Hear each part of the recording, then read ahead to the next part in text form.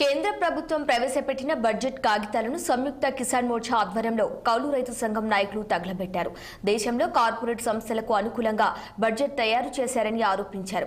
63% రాబడి ఉన్న వ్యవసాయ రంగానికి తక్కువ బడ్జెట్ కేటాయించడం దుర్మార్గమని, ఆహార ధాన్యాల మీద వ్యవసాయ రంగానికి కార్మికులకు ఇచ్చే సబ్సిడీల విషయంలో కేంద్ర ప్రభుత్వం పూర్తిగా కోత విధించిందని మండిపడ్డారు.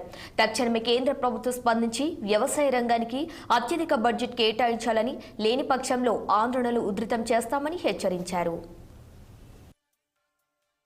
ప్రవేశపెట్టినటువంటి బడ్జెట్ లో చాలా దుర్మార్గమైనటువంటి బడ్జెట్ ఇది మొత్తం దేశంలో కార్పొరేట్లకు అనుకూలంగా తయారు చేసినటువంటి బడ్జెట్.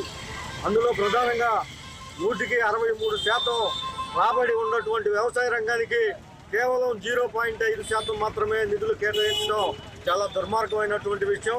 వ్యవసాయ రంగానికే కాదు, ఈరోజు ఆహార ధాన్యాల మీద కానీ, వ్యవసాయ రంగానికి ఇచ్చే సబ్సిడీల మీద కానీ, కార్మికులకు ఇచ్చే సబ్సిడీల మీద పెద్ద ఎత్తున కోత విధించారు.